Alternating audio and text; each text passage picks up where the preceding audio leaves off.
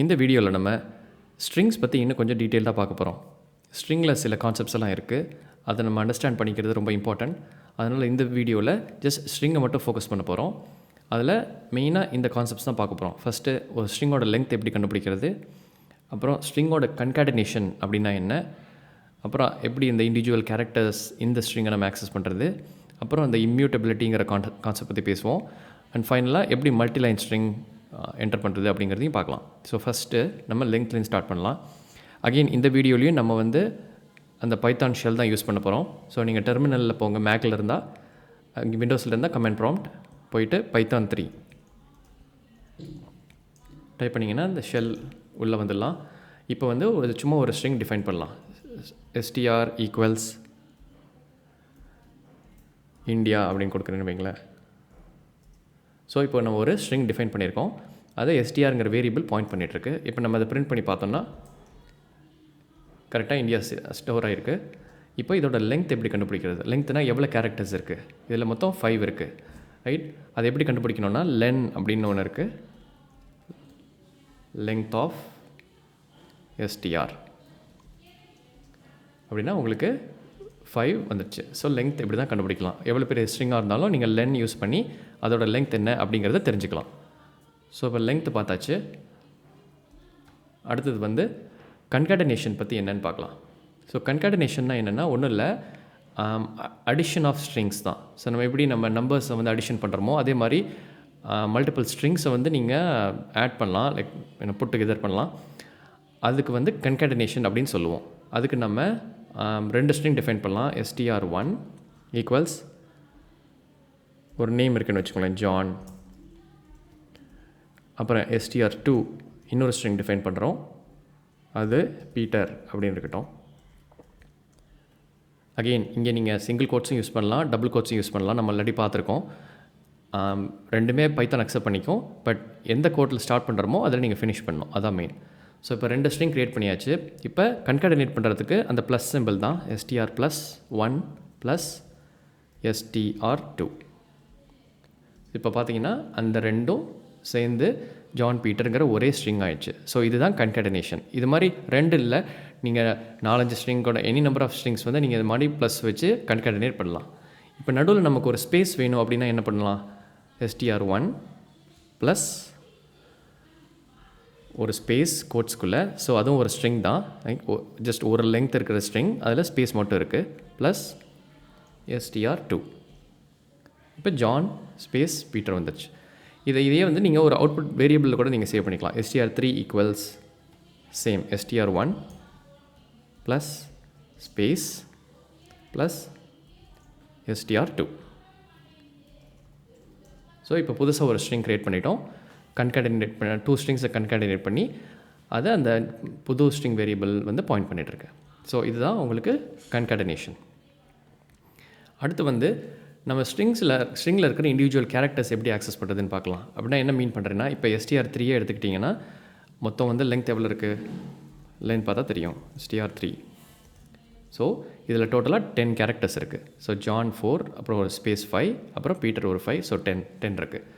So இப்போது individual characters எப்படி access பண்ணோம் அப்படின்னா, str3 இந்த ஸ்கொயர் ப்ராக்கெட் இருக்கு இல்லையா, அதை யூஸ் பண்ணணும். அதை யூஸ் பண்ணி 1, ஸோ ஃபஸ்ட்டு கேரக்டர். ஸோ str3யில் இருக்கிற ஃபஸ்ட்டு கேரக்டர் வேணும் அப்படின்னா இந்த ஸ்கொயர் ப்ராக்கெட்டுக்குள்ளே அந்த இண்டெக்ஸுங்கிறத நம்ம கொடுப்போம். அந்த பொசிஷனுக்கு பேர் தான் இண்டெக்ஸ். இந்த பொசிஷன் 1ல் என்ன இருக்குதுன்னு பார்க்கலாம். 1ல் பார்த்தீங்கன்னா O இருக்குதுன்னு சொல்லுது. இதுதான் ஸ்ட்ரிங்கு str3 ஜான் பீட்டர். அதில் ஃபஸ்ட்டு பொசிஷனில் O இருக்குதுன்னு சொல்லுது. அப்போ ஜேயோட பொசிஷன் என்ன? இது ப்ரோக்ராமிங்க்கு நீங்கள் புதுசுன்னா மேபி நியூவாக இருக்கும். பட் எப்பயுமே இண்டெக்ஸ் 0ல் தான் ஸ்டார்ட் ஆகும், 1ல் ஸ்டார்ட் ஆகாது. எப்பயுமே 0ல் தான் ஸ்டார்ட் ஆகும். ஃப்யூச்சரில் நம்ம லிஸ்ட்டு பார்ப்போம், சிமிலர் டு அரேஸ் நீங்கள் கேள்விப்பட்டிருந்தீங்கன்னா ப்ரோக்ராமிங்கில். ஸோ அதிலெல்லாமும் சரி, always index starts at 0. So அப்படி பார்த்தா இந்த ஜான் பீட்டருங்கிற ஸ்ட்ரிங்கில் ஜேயோட இண்டெக்ஸ் 0. அதனால தான் நம்ம 1 இண்டெக்ஸ் இருக்கிற கேரக்டர் கேட்கும்போது O கொடுத்துருக்கு. ஸோ இப்போ ஜே வேணும் அப்படின்னா str3 square bracket 0 square bracket close. இப்போ ஜே வந்துடுச்சு. ஸோ இந்த இண்டெக்ஸுங்கிறது புரிஞ்சுக்கிறது ரொம்ப important. Always index starts at 0 அப்படின்னு நமக்கு தெரிஞ்சுக்கிறது ரொம்ப இம்பார்ட்டன்ட். ஸோ நம்ம என்ன பார்த்துட்டோம், ஸ்ட்ரிங்கில் இருக்கிற இண்டிவிஜுவல் கேரக்டர்ஸை எப்படி ஆக்சஸ் பண்ணுறது அப்படின்னு பார்த்துட்டோம். ஸோ ஃபைனலாக 0ல் ஸ்டார்ட் ஆகிறதுனால total length of the string 10 இருந்தாலும் லாஸ்ட் கேரக்டரோட பொசிஷன் என்னவாக இருக்கும், 9 தான் இருக்கும். ஸோ அது அனதர் திங், சில பேர் கன்ஃபியூஸ் ஆகிடுவாங்க. ஸோ ஸ்ட்ரிங்கோட லெங்த் 10 தான், பட் இண்டெக்ஸ் பார்த்தீங்கன்னா ஃப்ரம் 0 to 9 தான் ரன் ஆகும். இப்போ str3 ஆஃப் 10 போட்டால் என்ன வருது பார்க்கலாம். So string index out of range அப்படின்னு வருதா. இந்த எரர் உங்களுக்கு நீங்கள் இந்த லிஸ்ட்டு அரே யூஸ் பண்ணும்போது வரும். எப்போ நீங்கள் இண்டெக்ஸ் வந்து இல்லாத இண்டெக்ஸ் நீங்கள் சப்ளை பண்ணுறீங்களோ அப்போ அவுட் ஆஃப் ரேஞ்சுங்கிற இந்த எரர் தான் உங்களுக்கு வரும். பிகாஸ் இண்டெக்ஸ் வந்து 0 to 9 தான் இருக்குது, ஸ்ட்ரிங்கோட டோட்டல் லெங்த் வந்து 10. இதை அண்டர்ஸ்டாண்ட் பண்ணிக்கிறது ரொம்ப இம்பார்ட்டன்ட். ஸோ இப்போது இண்டிவிஜுவல் கேரக்டர்ஸ் எப்படி ஆக்சஸ் பண்ணுறதுன்னு பார்த்துட்டோம். இந்த 4th கான்செப்ட் ஒன்று பார்த்தோம் ஸ்லைடில், இம்யூட்டபிள் அப்படின்னு. இம்யூட்டபிள்னா மீனிங் என்னென்னா cannot be changed, அதுதான் மீனிங், ரைட்? மியூட்டபிள்னா சேஞ்சபிள், இம்யூட்டபிள்னா cannot be changed. அப்படின்னா என்ன மீனிங்? இப்போ ஸ்ட்ரிங்கே வந்து இப்போ str3 என்ன இருக்குது, ஜான் பீட்டர் இருக்குது இல்லையா. இப்போ நம்ம எப்படி ஆக்சஸ் பண்ணுறதுன்னு பார்த்துட்டோம். இப்போ ஜான், இப்போ ஜேங்கிற கேரக்டரை வந்து நம்ம எஸ்ன்னு மாத்திரம்னு வச்சுக்கோங்களேன், SOHன்னு மாத்திரம் அப்படின்னு ட்ரை பண்ணுறோன்னா str0 str3 ஸ்கொயர் bracket 0, இது என்ன பொசிஷன், அந்த ஜேயோட பொசிஷன், ரைட்? அதை வந்து எனக்கு வந்து ஜே வேண்டாம் எஸ் வேணும் அப்படின்னு மாத்திரேன்னா என்ன ஆகுதுன்னு பார்க்கலாம். பார்த்தீங்கன்னா string object does not support item assignment அப்படின்னு யாருக்கு கொடுக்குது. பேசிக்காக என்ன சொல்லுதுன்னா ஸ்ட்ரிங்கில் இருக்கிற இண்டிவிஜுவல் பொசிஷனை நீ சேஞ்ச் பண்ண முடியாது அப்படிங்கிறது தான் இதோட மீனிங்.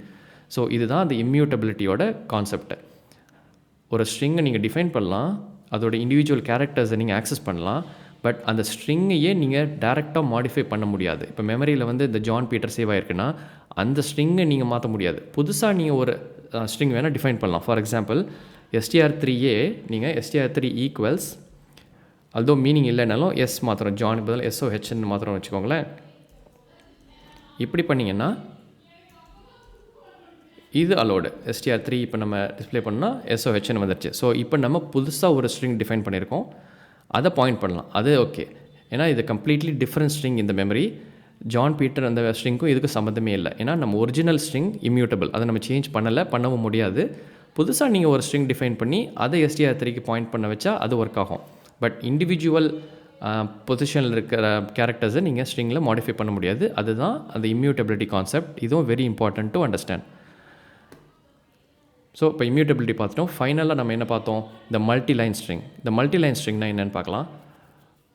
நேம் சொல்கிற மாதிரி இப்போ நான் இப்போது A ஈக்குவல்ஸ் நார்மல் ஸ்ட்ரிங்னா ஒரு சிங்கிள் கோட்டில் கொடுப்போம். இப்போ மல்டிலைன் ஸ்ட்ரிங்னா நம்ம வந்து 3 கோட்ஸ் யூஸ் பண்ணிக்கலாம். இப்போ this is a enter multiline enter string. Again close பண்ணுறதுக்கு அந்த 3 கோட்ஸ் தான் யூஸ் பண்ணோம். இப்போ டிஃபைன் பண்ணிட்டோம். இப்போ ஏயை பிரிண்ட் பண்ண சொன்னால் என்ன சொல்லுது. ஸோ திஸ் இஸ் இந்த \n வந்து நியூ லைன் கேரக்டர். நம்ம இங்கே நியூ லைன் கொடுத்துருக்கோம் இல்லையா, அதை வந்து பட் இந்த டெர்மினலில் ஷெல்லில் டிஸ்பிளே பண்ணுறதுனால இந்த \n டிஸ்பிளே ஆகுது. இது பேசிக்காக என்னென்னா ஒரு நியூ லைன் வரணும். ஸோ திஸ் இஸ் ஃபஸ்ட் அங்கே, அப்புறம் ஒரு நியூ லைன், அப்புறம் மல்டி லைன், அப்புறம் அகெயின் ஒரு new line. So another \n string. So இப்படி தான் நம்ம மல்டிலைன் ஸ்ட்ரிங் டிஃபைன் பண்ணுவோம்.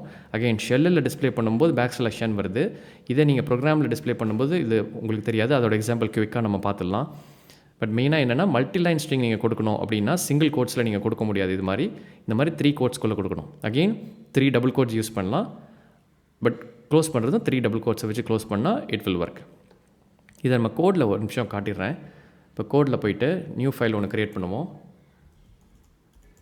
நான் strings.py அப்படின்னு ஒரு ஃபைல் க்ரியேட் பண்ணுறேன்.